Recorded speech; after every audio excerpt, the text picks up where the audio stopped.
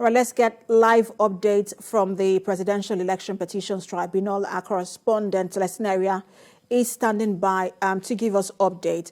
Celestina, I understand that today, because we saw the chaos in court some days ago, where with the the Labour Party national chairman, as it is, who Lamidi Apapa and other faction of the party in court. But we understand that today Lamidi Apapa was also in court. Talk to us about that. Okay. Well, Precious, Lamidi Apapa was in court. Also, Julius Abre was also in court. So when the petition filed by Labour Party was called, the court asked if parties were in court. Of course, Peter Obi was in court. He made representation for himself and for Labour Party.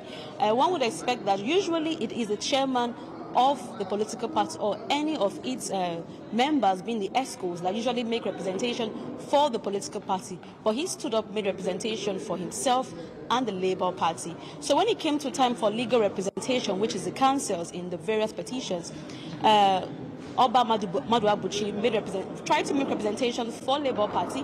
He told the tribunal that he was briefed by the party to represent them.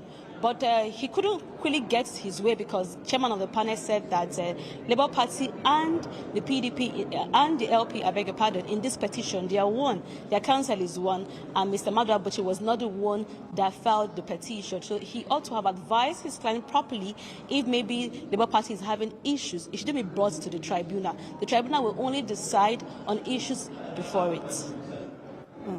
Now, also talk to us about the move by the president-elect and the APC, as well as INEC, asking the tribunal to, we understand they're asking the tribunal to strike out the list of witnesses and the documents in the petition filed by the PDP. Yes, Precious, that was in response in their preliminary objection to the applications filed by the PDP. The PDP also filed one application before the tribunal, which was moved as to seeking live transmission of the day-to-day proceedings. However, INEC filed two applications. Today, we got to find out that they are asking the court to strike out 32 paragraphs of the PDP's petition, and also they are asking the court to also strike out PDP's response to the application.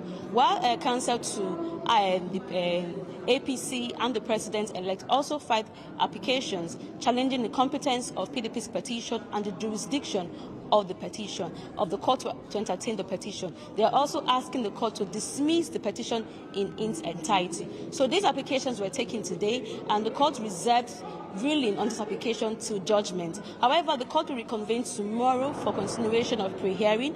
We know that the pre-hearing session will elapse on Monday, so the court really has not much time to determine all these issues. So tomorrow, the modalities of how hearing in the petitions will commence proper will be taken tomorrow, which is the list of witnesses that both councils and both parties want to call, and the list of documents. So, and also the time will be allocated to every council for cross-examination and for examination in chief for these witnesses.